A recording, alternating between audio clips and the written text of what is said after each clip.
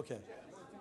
So Representative Claris and I have asked the leaders of the Senate and the House on the Democratic side, since today the appropriation has a JF date or JF time of 5 p.m., whether they would entertain our budget in an appropriations meeting. We met with both leaders yesterday, followed by an email asking them to convene a meeting. Under the rules with the tie in the Senate, it would take one Republican Senate chair and one House, obviously Democratic chair, to sign and authorize that meeting. We asked about roughly 4:15, somewhere around that neighborhood, 4:30, for that request. We also outlined in a high-level, non-detailed budget, which we plan on presenting at the appropes, much like the document that you received being the press. And at about 8:30, 9 o'clock, we got a call from the speaker indicating that they could not have that meeting. They would not convene the appropes meeting, the basis being that they would not have enough members for that meeting. I'd also marked that that meeting was canceled at 4 p.m., certainly without notice to the Republican co-chair, and as far as I could tell, without notice to the Democratic co-chair. So we wanted to go forward, up or down, yes or no, put our appropes out. Our Republican colleagues, House and Senate, on the appropriations were willing to stand up and to be counted. And unfortunately, that is not going to happen. So now we are here today to present our budget. We did not want to do this before the appropes process ended. We know that a lot of the press asked us where our budget was. And we always said there's a process that has to take place. Our ranking members and chairs of the respective committees have indicated they will not vote for tax increase. I've always maintained that, irrespective of what's been said by others. And we are ready to produce that budget here today. And for the first part, I would like to ask Representative Claris. Thank you. It's been a very interesting session for all of us. And I think the most interesting part of what I've seen is, for the past month at least, what we have heard throughout this building from the Democrats in the legislature and the governor, Republicans, where's your budget? We have said, as Senator Fasano mentioned time and time again, we have put a budget together between the House and Senate Republican caucuses for the past 10 years. In fact, in the past 2 years, I think we've done 4 or 5, including deficit mitigation, etc. This year will be no different. We have said that from day one. We have also said so many times that we probably say it in our sleep, we do not support any tax increases. Not because we want to be obstinate, not because that's what Republicans do, but because we have seen what the 2 highest tax increases in the state's history have done to this state in the past 6 years. And it has given us a $3.5 billion deficit. So we put a lot of time in the past few months into doing our budgets individually and together. We have asked the Democrats' leadership, we would like to put our budget forward in the Appropriations Committee. We sat down, as Senator Fasano said yesterday, with the Senate President and the Speaker of the House and asked to convene that meeting today. We were notified last night that that's not the case. It will not happen because we don't have enough members, which gets to the crux of the problem here, folks. This building has been run for many years, and this isn't about being political. This is about the reality. This building has been run for 38 of the past 40 years with large numbers of majorities of Democrats. God bless them. They got elected. They are here to do what they want to do. This is the first year we're in a different place. We have a tie in the Senate. We have a 4-vote difference in the House. One person couldn't make it today. So we were not allowed to call our budget because it would pass? That's the reality of it. That's not what this state wants. We have put together a no tax increase budget for the 11th year in a row. That budget is fully vetted. We have been able to include the finance and the appropriation side. We are below the governor's spending by $300 million.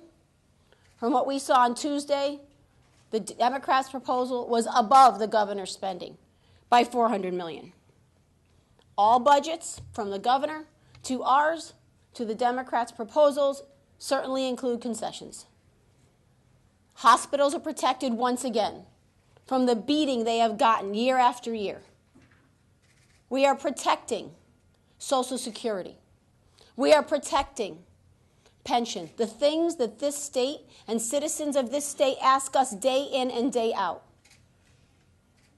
This is about a responsible, predictable, sustainable Connecticut. This is about a Connecticut whose foundation is crumbling.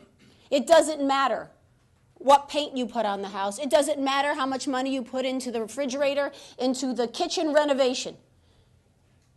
The foundation will be crumbling underneath it. It won't matter how nice it looks otherwise. It is time for difficult decisions. It is time for a vision, and it is time for courage. We have asked till we're blue in the face to call that budget. We were not allowed to. We are here to present it to you today. Senator. So as Representative Clarida said, this is a budget we call Confident Connecticut, starting a new chartered course for Connecticut. It helps all peoples and it helps all the people in all of our communities. It creates stability. It creates predictability for our towns. We have an ECS formula that actually is a formula. We put more money into ECS. In 2018 fiscal year, all municipalities are held harmless across the board. In 2019, those few communities that take a hit by virtue of the way the formula works and the rest of the municipal aid, we reduce that deficit by half so they can ease in to the true reality that we're facing here in this state. We don't push the teacher's pension plan upon municipalities. They didn't negotiate it. They weren't at the tables. They shouldn't have to pay for it. That's not their responsibility. We know that the revenue numbers over the last few days have not been of great pride for the state and have resulted in serious financial consequences we all are going to have to deal with in the next few months left of session.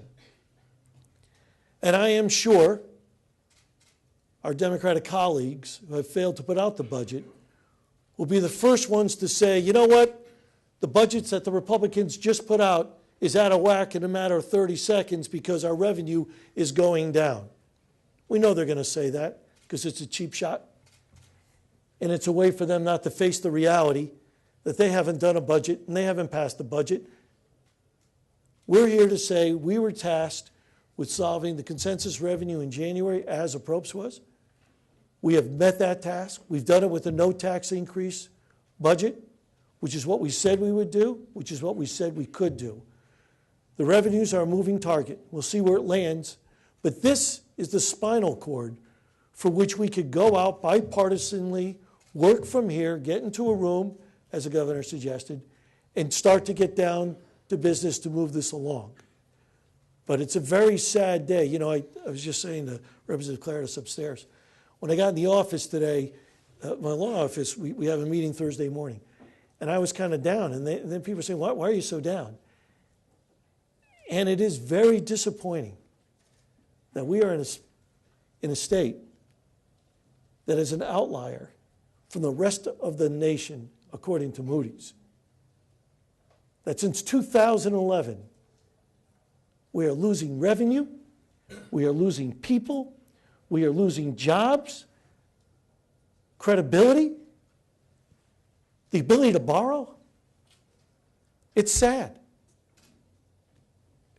It's our watch. We've been talking about this forever. We've been the canaries in the coal mine, and all we get is, why are you doom and gloom? All we're saying is that start to look at what the indicators and look what's happening and stop it. And we were told we were pessimists.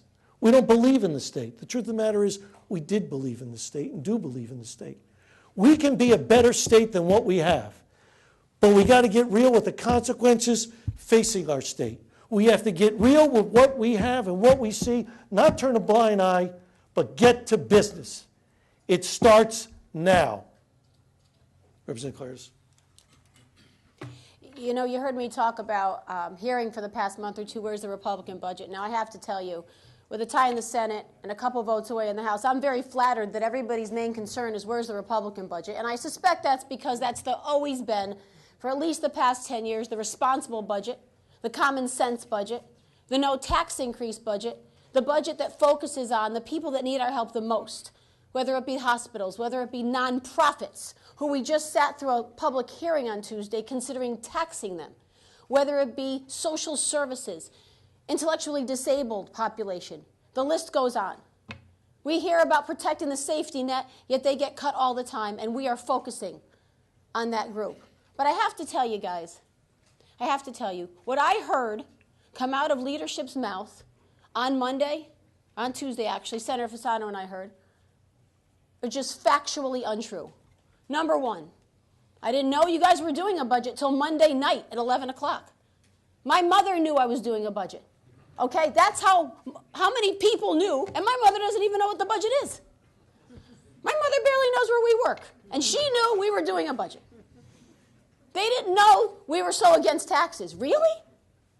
They didn't know there weren't any Republican votes.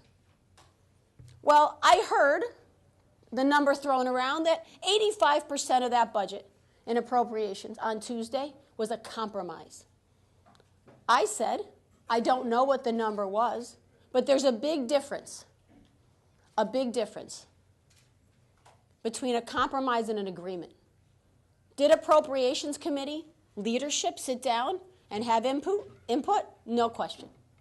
Were there subcommittees? Were there public hearings? Were there private meetings? Were there public meetings? Everybody were part of those? No question about it. But two things. There was no commitment on the part of Republican leadership in that committee on votes or on taxes. And I will take that a step further. The ranking member from the House Republicans wasn't even involved in half of it. She had to get it from somebody else. So I'll tell you what I have a problem with. I have a problem hearing from leadership on the Democrat side, listen, we're all one big family and we can work on this together and we want to get a bipartisan budget out and we want this building to be different. That's great. They didn't want it to be different when they had 20 extra members than we did. They didn't want it to be different then. They didn't want it to be different when they had so many members that they could do what they wanted. And guys, that's what this is about. That's what this is about. People are factually misstating the facts. There had been no commitment. There had been no agreement. There had only been discussions. We have wanted to put this budget out. We are now out here putting it out to you. We're not allowed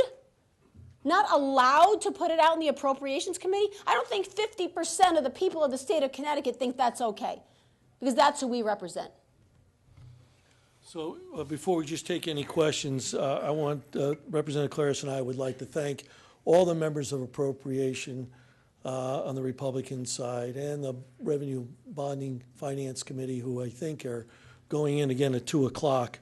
In particular, I want to thank Representative Zebron and Senator Formica, Senator France, and Representative Davis for their leadership on those committees, as well as Jared and Lisa, who worked very hard on putting all these, on putting the budget together. But to everyone who spent so many hours in this building listening to testimony and going through and trying to make the right decision. Representative Claris and I thank you so much for all the time, effort, and patience that you've put into the committee process and the heart and the strength that you went through all this. We really appreciate it. Now, if there's any questions.